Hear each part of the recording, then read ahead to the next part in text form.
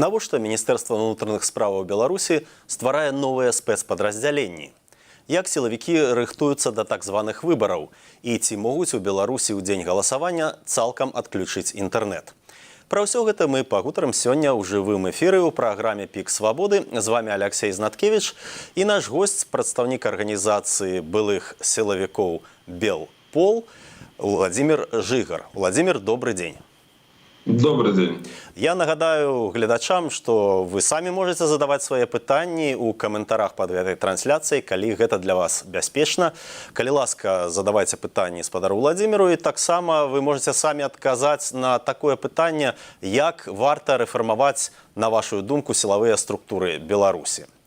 Першы намеснік камандуючага ўнутраных войскаў МУС Александр Быкаў днямі распавёў пра планы стварыць новыя спецпадраздзяленні ў гэтай структуры, прычым за кошт новых людзей.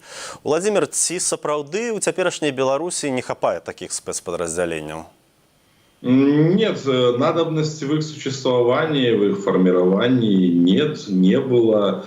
Но это больше такой пиар-ход, это больше такой политический ход. Они показывают, что у них есть такие спецподразделения, которые готовы выполнить любую команду. И это абсолютно проверенные люди, это люди надежные, ну, с их, скажем так, точки зрения. И рассказывая о их существовании, рассказывая о том, что они формируются, это больше такой вот, пропагандистский пиар-ход. И ничего более тут такого за этим не стоит на самом деле. Але калі вы говорите, что это пиар, все ж таки трэба гэтым людзям чымсьці займацца. Яны ствараюцца, гэта рэальныя людзі, якія працуюць, і іх трэба нечым займаць. Вось якія заданні, для чего их могут выкарыстоўваць? Как правило, если мы говорим по разбивке по областям, то эти так называемые сотрудники правоохранительных органов занимаются задержанием людей по политически мотивированным административным либо уголовным делам.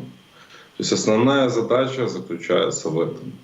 А так, они не привлекаются, например, к охране общественного порядка, они там занимаются определенными тренировками. И, конечно же, это дополнительная нагрузка на бюджет. Но в данном случае режим и вся система считает, что для них это абсолютно оправданные, скажем так, инвестиции. Потому что именно благодаря так называемым силовикам режим и сохраняет власть в своих руках. Летась у Магілёве стварылі новы атрад спецназу «Гром», і паведамлялася, што ў атрадзе будуць сярод іншага служыць гранатамётчыкі. Вось вы сказалі, што такія спецпадраздзяленні выкарыстоўваюць для затрымання людзей па адміністрацыйных справах. А для чаго тады гранатамётчыкі? Як іх можна выкарыстоўваць? Понятное дело, что это не имеет никакого отношения к задержанию вообще, неважно там по политически мотивированным или делам или нет. Это просто, скажем так, в разрезе, скажем так, ситуации, которая развивается в Украине до сих пор. Война идет, и люди в таких вот, скажем так, формированиях, вот такие люди, им нужны, потому что, а вдруг что-то, потому что все вот эти отряды, которые они создают, могут быть в последующем задействованы и в какой-то другой мнимой, для режима какой-то там контртеррористической борьбе с какими-то, например, очередными мнимыми диверсантами. Поэтому большого смысла того, что они делают, я бы не придавал. И то, что они делают, они просто это делают. Никакого, повторюсь, большого смысла в этом нет. То бок, на вашу думку, гэта таксама выключна для піар-мэтаў? Такія людзі, гранатамётчыкі, служаць у спецпадраздзяленнях унутраных войскаў? Понимаете, они, может быть, там и служат, а стреляли ли они хотя бы один раз того гранатомета? Видели ли они его хотя бы в глаза? Это большой вопрос. Но вот показать это через пропаганду, что у нас вот есть целые гранатометчики, что если вдруг вы что-то, мы в том числе готовы применить такое оружие, как гранатомет против людей. Да, они это могут. Но я повторюсь, что для вообще в целом все вот эти отряды, для задержания людей, увы, но тех сил, которые есть в так называемых правоохранительных органах, вполне достаточно, чтобы там, задерживать людей. Но это нужно вот, показать массовость, показать абсолютную массовость и лояльность так называемых силовиков. Я нагадаю, што з намі на сувязі прадстаўнік арганізацыі былых сілавікоў «Белпол» Владзімір Жыгар, і вы можаце задаць яму пытанні ў каментарах пад гэтай трансляцыяй, калі гэта для вас бяспечна. Таксама, калі ласка, калі гэта бяспечна, пастаўце лайк гэтаму відэа, гэтак яго зможа пабачыць больш людзей. Учора ў Менскім абласным судзе пачаўся працэс над групай былых супрацоўнікаў міліцыі з Жодзіна, Барысава і Смалявічаў. Яны падчас падзеяў 2020 году звярнуліся да калегаў і заклікалі не выступаць карнікамі. Давайте паглядзім відэа. 13 студзеня пачынаюць судзіць 5 белых силовиков, якія ў 2020 годзе записали зварот супраць гвалту. Уважаемые коллеги, поступайте всегда, выполняя свой служебный долг так, как хотели бы, чтобы в отношении вас поступили другие люди, или в отношении вас или ваших близких. Прошу вас, ведь действуйте по закону, по совести. выбор сделать можно всегда. Выполняя преступные приказы, которые отдают ваши начальники, вы становитесь сами преступниками, соучастниками тех преступлений, которые совершаются. Я говорю о том, что нельзя избивать невинных людей на улицах города. 12 жніўня 2020 году былыя сілавікі з Жодзіна публічна асудзілі гвалт супраць беларусаў і папрасілі сваіх калег не быць карнікамі. Былыя афіцеры на відэо прамаўляюць спакойна, памяркоўна, узважана. У іхных зваротах няма заклікаў, пагрозаў, грубых словаў, ёсць толькі просьбы. Усіх 5 былых міліцыянтаў затрымалі ў лютым 24 году, праз 3,5 гады пасля звароту. Былых сілавікоў судзяць паводле 2 артыкулаў за нібыта нанесенне шкоды нацыянальнай бяспецы і распальванне варожасці. Ім пагражае да 12 гадоў калоніі. Судовы працэс вядзе суддзя Сергей Васілеўскі. І я дадам, што за 4 гады ад часу пратэстаў за адмову ўдзельнічаць у здушэнні пратэстаў і паводле іншых абвінавачванняў асудзілі больш за 100 сілавікоў, былых сілавікоў, і гэта толькі тыя звесткі, якія маюць праваабаронцы. І з намі на сувязі прадстаўнік арганізацыі былых сілавікоў «Белпол» Владзімір Жыгар. Владзімір, як бы вы пракаментавалі вось гэты судовы працэс над былымі міліцыянтамі са Смалявічаў, Барысава и таксама с Жодзіна?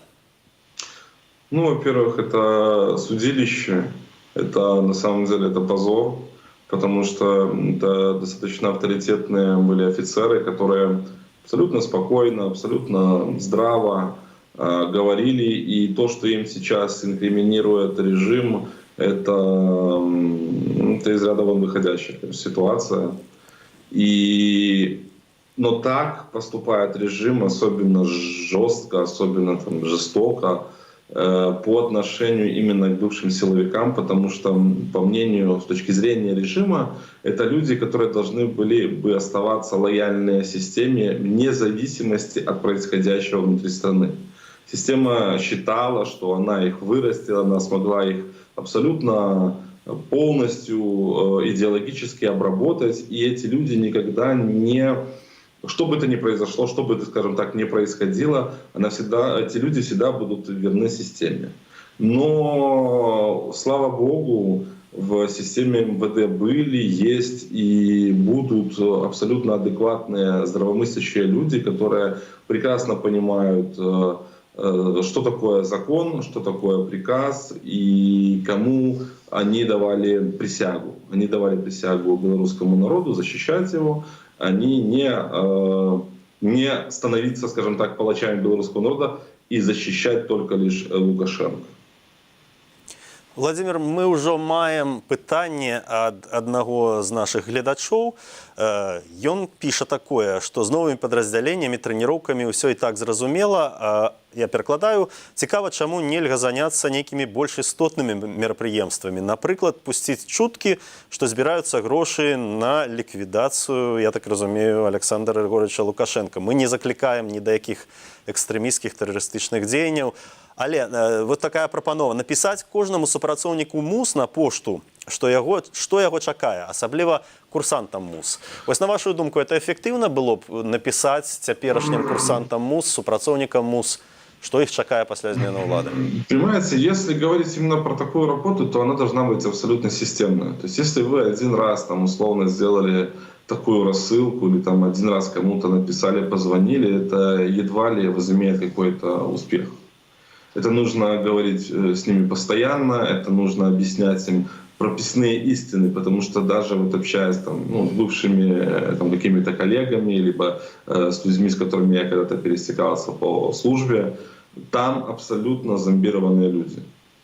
Это люди, которые просто, они не понимают, для них вот белые, пока там белое-белое, они для них это не очевидно. Они начинают так очень юлить, они начинают разговаривать очень так аккуратно, объясняя там, у нас же тут все враги окружают. И на простой вопрос, а кто вам это сказал? Естественно, это сказали идеологи, и никто этих врагов в глаза никогда не видел. Объяснять многим можно. И я более того скажу, что очень многие все прекрасно понимают. Они прекрасно понимают, что творится в стране. Например, общаясь там с определенными силовиками, они сами используют вот этот, то есть в такую фразу, что политические заключенные. Они прекрасно сами осознают, что люди, которые сейчас находятся в тюрьмах, это люди, которые именно после событий 2020 года, это люди, политические заключенные, которых задержали и в конечном итоге осудили именно политически мотивированно. И многие силовики, так называемые силовики, потому что едва ли их нужно называть силовиками, они все это понимают.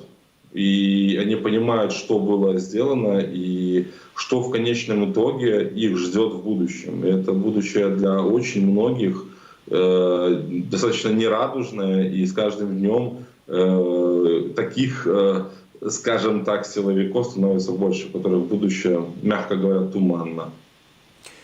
Владимир, я размаўляў калісьці з прадстаўніком руху «Отпар» у Сербіі, Сержем Поповичем, адным з лідараў такой рэвалюцыі бульдозернай, якая адбылася ў Сербіі. Дык вось ён тады казаў, што калі яны камунікавалі перад рэвалюцыяй, у часы рэвалюцыі з прадстаўнікамі паліцыі, яны ўвесь час падкрэслівалі, што нікога, хто сам асабіста не рабіў злачынстваў, не парушаў закону, пераследаваць не будуць. Яны спрабавалі ладзіць нейкія кантакты.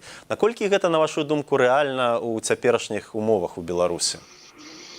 Сложно, конечно, ответить на этот вопрос, потому что очень многие силовики, которые работают сейчас в системе МВД, они находятся на контакте с Белполом. Многие, но не все. Очень многие просто боятся выходить на контакт, а есть просто те, которые считают, что они сейчас что-то делают, им просто приказали, и никакой ответственности за это не будет. Нужно ведь понимать, что кто такой среднестатистический силовик? Он родился при Лукашенко. Учился он, скажем так, среднее, как правило. Со школьной скамьи он идет в Академию МВД, где даже условно не знаю, в столовую невозможно пройти ни одному и не строем. После этого он попадает в РОВД, там тоже, в принципе, все достаточно так сложно, то есть нету какого-то дополнительного развития у человека, потому что тот вал работы, который есть в среднестатистическом, практически в каждом районном отделе внутренних дел, не оставляет себе времени для какого-то саморазвития, для видеть что-то, кроме отдела и дома. И эти люди, им чуждо понятие демократии. Они не были за границей, максимум когда-то ездили, например, в Египет или в среднем это была Украина, а в Европу они никогда не ездили. И они всего этого просто-напросто не понимают. Они не понимают, что такое, когда тебе что-то приказали сделать, и ты понимаешь, что этого делать нельзя, ответить, например, руководству «нет». Потому что были случаи, когда люди говорили «нет», но благодаря тому неправильному распределению возможностей в структуре МВД многие, скажем так, заканчивали плохо. В лучшем случае их понижали в различных должностях или отправляли на абсолютно неперспективные должности, но большинство из них просто увольняли из органов. А вось той самы наш глядач пытаецца, дакладней не пытаецца, а кажа, што запалохванне сілавікоў гэта самы эфектыўны метад, да, што яны мусяць баяцца, што гэта самы эфектыўны ціск. Вы пагодзіцеся, што самы эфектыўны ціск і самы эфектыўны спосаб камунікацыі з цяперашнімі сілавікамі гэта запалохванне ім наступствамі за тое, што яны цяпер робяць? Наверное, здесь все зависит от человека или от людей, которые этим занимаются. Потому что если человек умеет, скажем, профессионально объяснять, аргументированно доказывать свою позицию и пытаться добиться до какого-то внутреннего мира того или иного представителя МВД, то он может сделать так. Если кто-то может пугать или он знает, как это лучше делать, то это, конечно же, пускай люди это делают. Но повторюсь, в любой работе, неважно там идеологической промывке нынешних представителей МВД, либо о каком-то давлении на нем, во всем нужна системность. Если кто-то думает, что от 1, 2, 3 раз что-то поменяется, так от этого не поменяется ничего. Да, люди просто будут знать, просто там доложат рапортами о том, что им пришли такие угрозы, но не более того. Важно даже не пугать силовиков, это, наверное, все-таки это не самая лучшая идея. Важно объяснять, пугать, что тебе вот за вот это, мы тебе там потом, это одно. А вселить в том или ином силовике вот это чувство, что ты же пойми, ты же все равно натворил столько всего, что рано или поздно, ведь ты же переживешь Лукашенко, точно переживешь. Чтобы он с этой мыслью засыпал и просыпался. Что все равно эта система, даже биологически, она исчезнет. И Лукашенко уйдет. И никто потом его защищать не будет. Чтобы он вот с этим вот таким вот чувством внутри, чтобы оно его разъедало, когда там вода разъедает там, металл, там, ржавчина такая появлялась. Вот это, да, но это не лежит в плоскости запугивания, потому что здесь скорее это даст обратный эффект. Владимир, вас самога судзілі на 12 гадоў калоніі завочна, калоніі ўзмоцненага рэжыму і прызначылі штраф 200 000 рублёў. Як гэта паўплывала на вашу дзейнасць цяперашнюю? Никак. Это никак и не могло повлиять на меня. Может быть, только стал более работать интенсивно. Хотя, на самом деле, если бы нам об этом не напоминали, мне и моим коллегам по Белполу не напоминали о том, что идет суд, там, нас осудили, мы бы даже об этом не знали и не вспоминали. Нам абсолютно безразлично. Мы не признаем то, что сейчас происходит в Беларуси, как правомерно, и как-то относиться к этому больше, чем ни к чему, никак мы не можем. Вы ўжо сказалі, што камунікуеце з сілавікамі, якія служаць цяпер у Беларусі, што многія з іх на сувязі з Белполам. З вашых назіранняў, як яны цяпер рыхтуюцца да так званых выбараў? В принципе, идеологическая вот эта промывка осталась на том же самом уровне, кругом враги. Украина, если не будет Лукашенко, то она попытается забрать себе часть Белоруссии. Какие там еще бывают нарративы. То, что вот да, идет война России против Запада, а Россия была вынуждена напасть, потому что Запад сам планировал напасть. То есть там такая идеологическая прокачка, что, честно говоря, очень смешно это слушать, потому что об этом говорят взрослые люди, офицеры, и потом, когда ты, выслушавший вот этот их спич, задаешь им простые вопросы, они на них ответов просто найти не могут, потому что такое не проговаривалось на различного рода планерках. То есть даже что-то придумать от себя они не могут, потому что страшно, а вдруг что-то ляпнешь не того, а ответов на эти вопросы на планерках не дают, поэтому, в общем-то, разговор, как правило, начинает потом переводиться. Есть определенная там тактика, тактические тренировки проходят,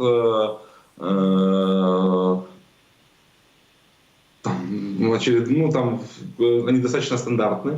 это физическая подготовка, то есть ничего такого сверхъестественного с точки зрения какой-то тактической подготовки нету. С идеологией, да, там, конечно, идет накачка жесточайшая. Цяпер няма ні альтэрнатыўных кандыдатаў, ні нейкіх там адкрытых пратэстаў, але пры гэтым ўзровень рэпрэсій застаецца стабільна высокім. Новыя суды, новыя затрыманні. Чаму, па-вашаму, улады баяцца па-ранейшаму? Потому что система прекрасно знает, что все, кто был против Лукашенко, все не выехали, всех не посадили.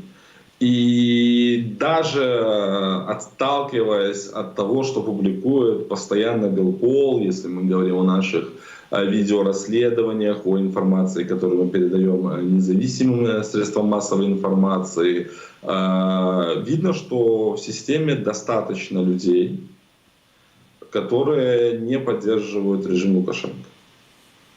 И найти их они даже физически не могут. У них нет таких возможностей, потому что в противном случае придется пересажать в тюрьмы половину населения. Поэтому они, это осознавая, они просто устраивают публичный террор против людей, показывая его по телеграм-каналам, показывая по пропаганде,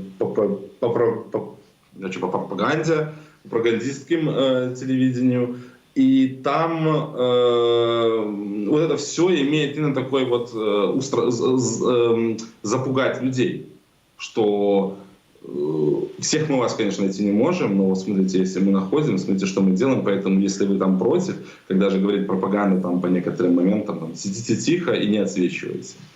Поэтому вот именно для этого это и делается. Плюс, у Лукашенко есть вот эта боль 2020 года, когда он прекрасно осознает, что он проиграл просто с треском. Он проиграл не только, скажем так, во время выборов, он проиграл и улицу, он проиграл медийно, он проиграл, скажем так, даже вот он проиграл молодежь и даже людей такого уже там старшего возраста.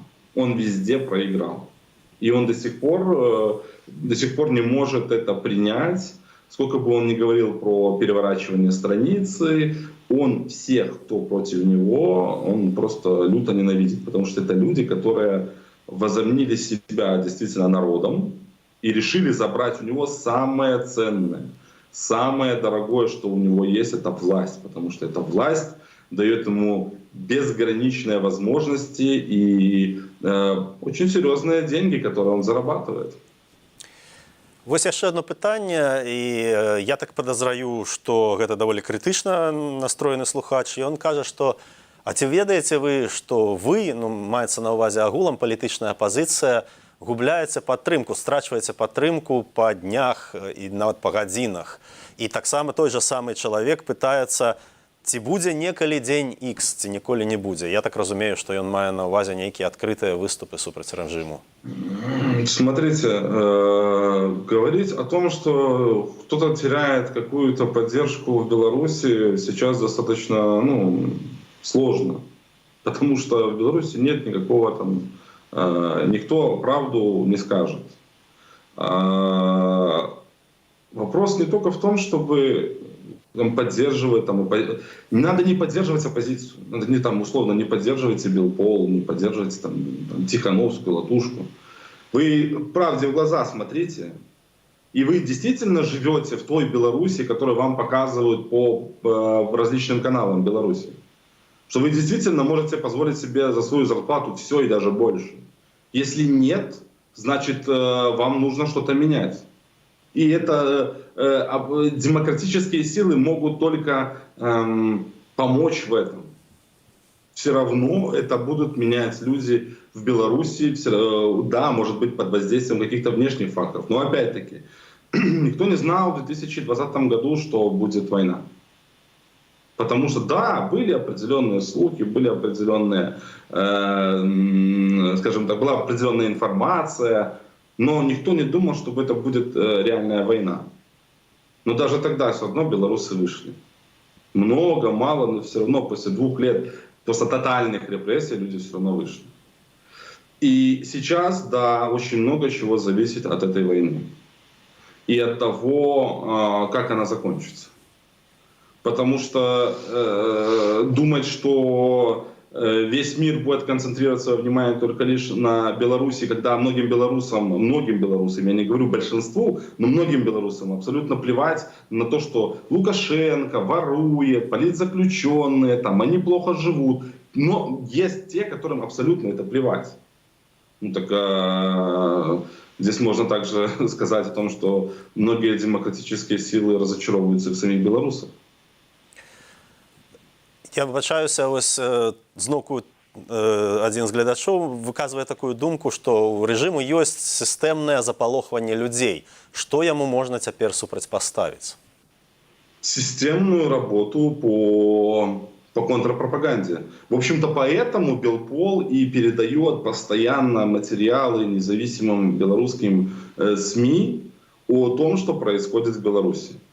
Наша задача, чтобы нашей стороной задавалась повестка, чтобы мы перехватывали вот эту повестку. И мы видим, что по определенным направлениям это так и происходит. Когда мы начали публиковать, ну, там, передавать информацию по сельскому хозяйству, по здравоохранению, режим, там, или, например, и дополнительно мы еще передавали, там, например, по ситуации в том же самом МВД, там, по наркоконтролю, режиму пришлось об этом говорить. Режиму пришлось об этом, скажем так, оправдываться.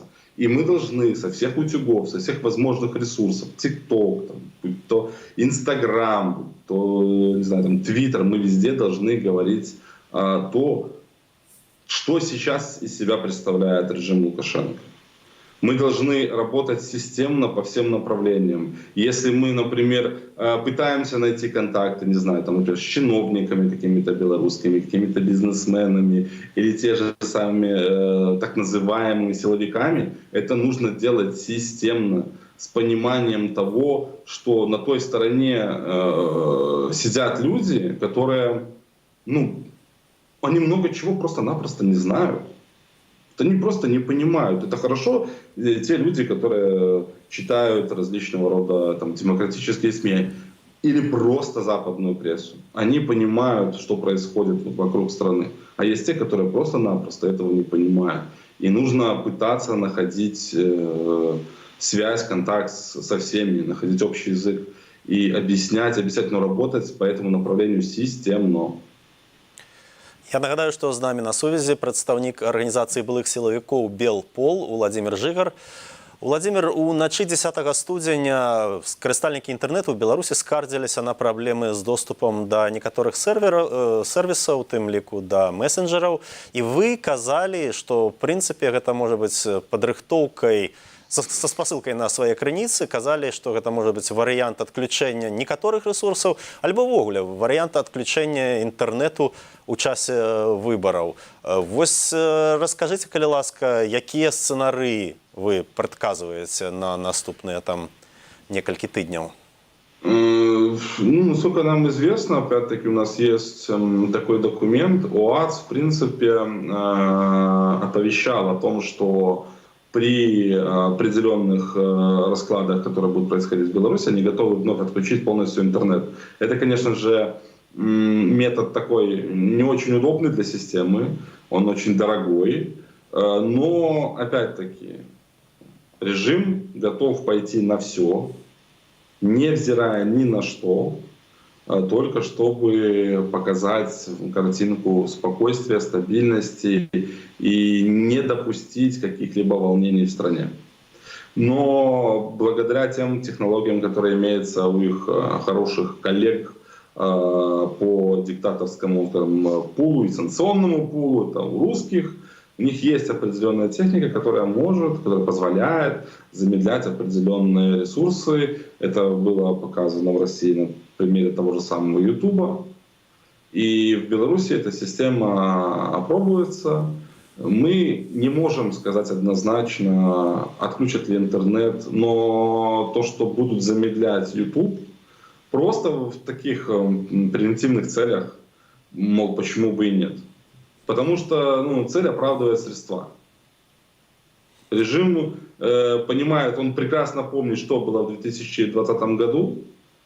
И он, даже если есть там, не знаю, там 0,01% повторения опять этой ситуации, они сделают все даже на упреждение, потому что в прошлый Тобто, раз... я вибачаюся, ви лічыце, што ёсць сцэнар, што ўлады будуць адключаць нейкія сервісы, нават калі не будзе нейкіх пратэстаў зусім. Абсолютно верно. Они это, насколько нам известно, они это просто будут делать. Просто потому что, а если вдруг что-то? Как потом объяснить, как нам условные так называемые силовики объяснят Лукашенко, что мы 4,5 года закатывали просто в асфальт всех протестующих, а все равно что-то вот произошло. Раз. Даже своему электорату будет это очень тяжело объяснить. Поэтому для того, чтобы сделать абсолютно такую отличную картинку, они на всякий пожарный, они могут это замедлить. Людей, которые будут выступать, например, где-то, даже абсолютно нейтральные, да, которые там скажут, а что это такое, там, даже как в России бывает, там пишут, что замедляют интернет. В Беларуси даже если такое то это будет единицы, потому что даже такие люди, которым, скажем так, политика безразлична, они все равно все прекрасно понимают. Скажите, Владимир, а ці маюць улады тэхнічную магчымасць штосьці адключаць выбарачна? Ці калі ім давядзецца штосьці адключаць, яны будуць гэта рабіць тотально? Не, ну они могут замедлять определенные ресурсы, в принципе, как это делают в России. Что-то, то есть там же не заглушают все. Там, условно, YouTube, Telegram, Facebook, да, там, это, например, могут просто вот просаживаться вот эти ресурсы. Это я говорю условно. Там, по примеру России мы видим, как они, то есть, затормозили YouTube. То есть вполне такое может оказаться в Беларуси. Опять-таки, это, если это имеют русские такие возможности, то белорусы точно будут то же самое иметь. И нужно исходить из этих вот реалий. Я нагадаю, што з намі на сувязі прадстаўнік арганізацыі былых сілавікоў Белпол Владимир Жыгар. Вы можете самі задаваць яму пытанні ў каментарах пад гэтай трансляцыяй, калі гэта для вас бяспечна. І адзін з гледачоў напісаў, што падчас пратэстаў 2020 году прыкладна 50% людзей былі супраць Лукашэнкі, але не супраць Расіі. Скажыце, вось пасля таго, як пачалася вайна, пасля таго, як Расія ўварвалася маштабна на тэрыторыю Украіны, ці памянялася гэта паводле вашых назіранняў і з кантактаў з цяперашнімі сілавікамі, наколькі яны прарасійскія, наколькі яны адданыя асабіста Лукашэнку, а наколькі яны адданыя, так бы мовіць, рускаму свету? У вас так все получилось собрать воедино. Ну, это великое пытание, я разумею, але важное. Если говорить, например, про силовиков, то такого вообще до 2020 года, в принципе, никто никогда не ставил такой вопрос так, что ты там вот за Лукашенко, там ты вот, если вдруг что-то, ты же останешься ему верен. Никто вообще так вопросы не ставил. И не говоря уже про Россию. Все это так воспринималось, как что-то...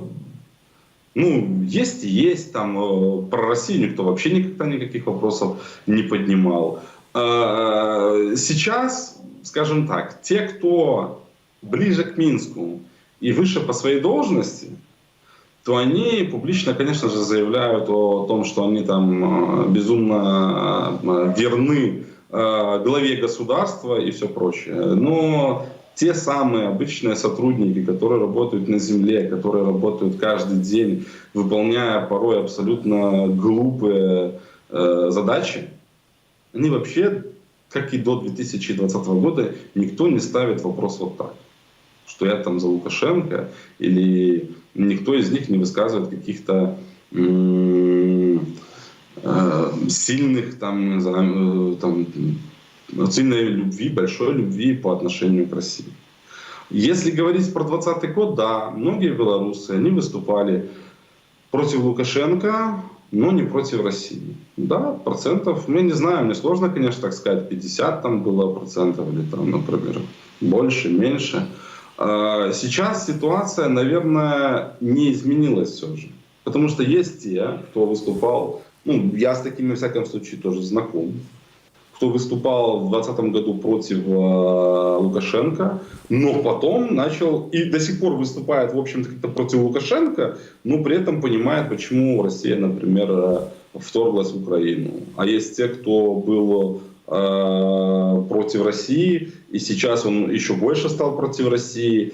А были те, кто поддерживал, то есть он был за Лукашенко был против Лукашенко и за Россию, но сейчас они сказали, что нет, мы прекрасно понимаем, что происходит, и мы с такими людьми в том числе работаем, они в том числе передают нам различного рода информацию, в том числе информацию, которая касается белорусского военпрома, который сейчас полностью работает в интересах Министерства обороны Российской Федерации. И, пользуясь случаем, скажу, что в ближайшее воскресенье выйдет очередной наш большой материал, который логично продолжит материал первый под названием «Оружейный барон». Это будет «Оружейный барон 2», в котором мы расскажем, что еще производят белорусские предприятия в интересах Министерства обороны России и как еще Лукашенко втягивает уже Беларусь в войну против Украины. Моя калега Ганна Соус запыталася, як вы мяркуеце, ці засталіся сярод дзейных сілавікоў у Беларусі сумленныя людзі. Но я так разумею, што з вашых адказаў, з тых людзей, якія камунікуюць з Белполам, відавочна, што такія людзі засталіся. Таму я перафармулюю гэтае пытанне. Наколькі іх шмат, на вашу думку? Вось якая прапорцыя сумленных людзей, зусім несумленных людзей і, так бы мовіць, я не ведаю, такіх людзей, якія могуць стаць все ж таки яшчэ сумленнымі? Большинство людей — это люди, которым день прошел, да и отлично. Вот большинство, они не ставят вопросы именно так. Просто у них есть материалы проверок, у них есть какие-то документы, которые нужно максимально быстро списать, у них есть суточные наряды, у них есть какие-то там массовые мероприятия, на которых они должны дежурить. Они не думают именно такими категориями. День прошел и великолепно. Конечно же, процентов, наверное, 35, может быть 30, но это исключительно мое такое субъективное мнение. Это те, кто публично и достаточно громко в системе МВД высказывается за Лукашенко. Говорить о тех, кто против, я скажу так, хотелось бы, чтобы их было больше. Но понимая, какая система нам противостоит, понимая, что там полностью МВД проходило несколько раз, например, проверки на полиграфе. Даже с учетом тех проверок, постоянного давления, которое оказывается на МВД, все равно то, что там остаются порядочные люди, это огромное достижение. Владимир, вось пытанне ад нашага гледача, які падпісаўся як Гаррі Дэвідсон, я так разумею, гэта не сапраўднае імя. Ці перастануць сілавікі паважаць Лукашэнку, калі іх заробкі пачнуць істотна змяншацца? Я скажу так, большинство из них... Здесь вопрос, наверное, не лежит в плоскости уважения. Здесь, наверное, вопрос больше лежит в том, что они уйдут со службы. А с учетом того, что сейчас дефицит кадров просто огромен, то есть он еще стал больше по сравнению с 2020 годом, то это станет огромной проблемой, просто, я скажу, нерешаемой проблемой для МВД. Просто если вдруг, условно, даже так, цены просто взлетят или станут больше в Беларуси, а к этому все и идет, а зарплаты силовиков останутся на таком же самом уровне, то большинство из них примет решение пойти куда-нибудь в другое место. То есть они не будут сводиться, там, они не будут разрывать контракт. Это сейчас, мягко говоря, непопулярная мера, потому что она может закончиться для тебя, в общем-то, по-разному. То есть люди дожидаются окончания контракта и все, и уходят куда-нибудь на гражданку. Просто для многих тех, кто участвовал в репрессиях и в лицах, которые были к этому близки, например, продолжение, так любимое для сотрудников МВД, продолжение карьеры в виде дальнобойщика в Европе, становится проблематичным. Но опять-таки, пока у нас нет нормальной системы верификации, пока у нас нет нормальной работы с европейскими государствами, мы то тут, то там все равно обнаруживаем людей, которые ранее работали в органах и причастны к репрессиям, и они дальнобойщики. И очень тяжело уже решать этот вопрос, когда человек уже приезжает сюда, уже тяжеловато решить этот вопрос и его как-то отсюда убирать. Но есть у нас достаточное количество положительных кейсов. Некоторые из них, например, как была ситуация там с Литвой, они публичные. Вось вы сказали про дэфіцыт кадраў, а той жа намеснік камандуючага ўнутранымі войскамі Александр Быкаў заяўляў, што наадварот ледзьве не ломяцца людзі, даводзіцца там людзей не пускаць у спецпадраздзяленні. Вы маглі б патлумачыць, магчыма, сапраўды ў спецпадраздзяленні і ёсць там жаданне служыць большае, чым цяпер ёсць там месцаў, а гэта гаворка пра нейкія іншыя падраздзяленні міліцыі, ці і там таксама есть проблемы с набором новых кадров? Не надо сравнивать дуболомов из внутренних войск и действительно тех, кто работает на земле. Те, кто работает на земле, это люди, которые могут, скажем так, заполнять больше, чем там условно протокол административного задержания или писать рапорт.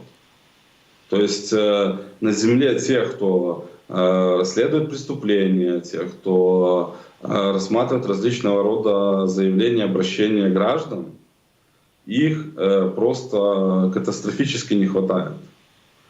Я вам так скажу, что на 2020 год, там, например, там у нас была такая ситуация в городе, на огромный район, там, в котором условно там проживало там, 50, там, может быть, 45 тысяч человек, в свое время когда-то приходилось там 7-8 участковых инспекторов милиции.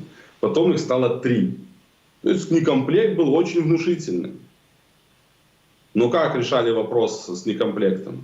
Не набирали новых сотрудников и доукомплектовывали тот или иной район, а просто сокращали должности.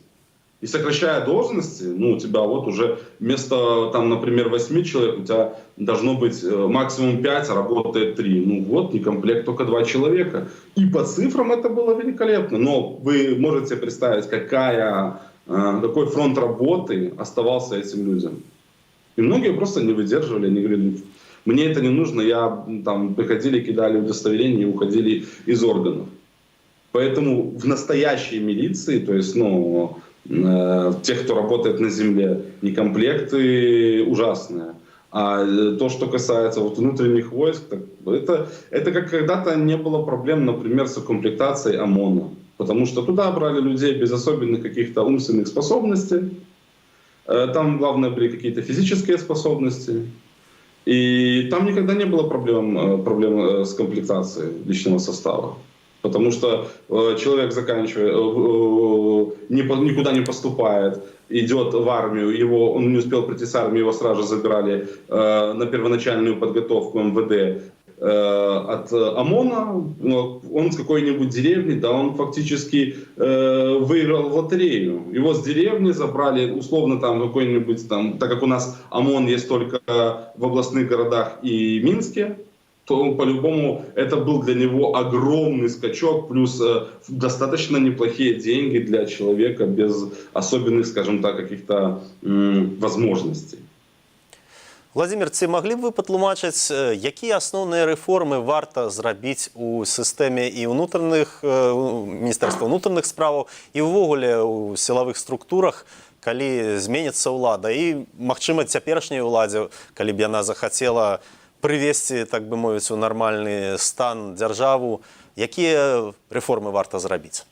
Наверное, при нынешнем режиме, режим как раз таки и сделал милицию такой, какой она есть, абсолютно зависимой от вышестоящих всяких чинуш. А если говорить про будущее, то я едва ли компетентен в этом вопросе.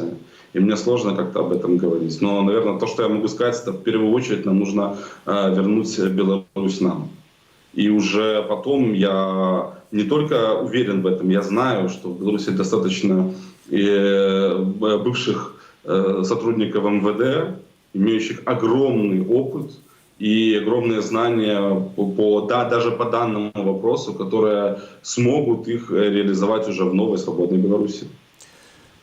Ви, кажете, що некомпетентний, але ось як практик, як чоловік, який був оперуповноваженим у кримінальному вишуку Мазирським РАУС, для ось гэтых структураў, для людей, які працюють на землі, як ви говорите, що варто поміняти, коли ви вспоминаєте про те, як вам працювалося тоді? Менять нужно все, на самом деле все, потому что как можно говорить о милиции, которая в 20-м даже, я могу говорить только до 20-го года, там сами сотрудники заправляли картриджи, покупали себе бумагу, условия для личного состава были, мягко говоря, неважные. И это если говорить просто такие, вот, такие около милицейские вопросы. Если говорить о работе, то на милицию сбрасывалось все, начиная от раскрытия тяжких и особо тяжких преступлений, заканчивая, как было в 2020 году, нужно было ходить по лицам, которые болели на коронавирусную инфекцию. То есть нужно было ходить и смотреть, а соблюдают ли они, находятся ли они дома, то есть на карантине. Милиция отвечала за все, за покос травы, за, там, например, какой-то строительный мусор, который там где-то лежит. То есть на милицию вешали все. И, конечно же, нужно делать милицию, вот, скажем так, такого более европейского образца, где условно милиционер не видит в человеке, который там идет по улице, какого-то там преступника, которого обязательно нужно наказать. Ви сказали міліцію європейського узору, а для вас слово міліція, поліція неяк мають некі емоційні сенси, ось прив'язаність до слова міліція? Ці не важно, як це називається, головне, щоб це працювало. Мне главное, чтобы это работало. А как это назовется, или там будут называть, или вот лично мое мнение, это абсолютно безразлично. Главное, чтобы это работало. Это сотрудники и получали нормальную зарплату, и могли отстаивать свою точку зрения, и понимали, что вообще, для чего они это делают. Потому что нынешние, я даже уже не буду говорить там про именно вот нынешнюю с точки зрения милицию, с точки зрения там именно протестных дел. А просто я же уверен, что ситуация сейчас стала только хуже. И она не может стать лучше. И, естественно, все вот это необходимо менять. Но, повторюсь, это есть в Беларуси люди, которые смогут произвести эти реформы, но менять придется, если не все, то очень много. Дякую вам великий за гутарку, Владимир. Дякую вам. І я нагадаю, з нами на сувязі представник організації былых силовиков «Белпол» Владимир Жигар. І ви самі, до речі, можете адказаць на пытанне, якія рэформы, на вашу думку, патрэбныя сілавым структурам Беларусі, у каментары пад гэтым відэа, калі гэта для вас бяспечна. Вы можете каментаваць нават пасля таго, як скончыцца жывая трансляцыя. Таксама, калі ласка, паставце лайк пад гэтым відэа. Гэта дазволіць, каб больш людзей гэта пабачылі. Ну, але зноку ж думайце пра сваю бяспеку. Заставайцеся ў бяспецы і са свабодай.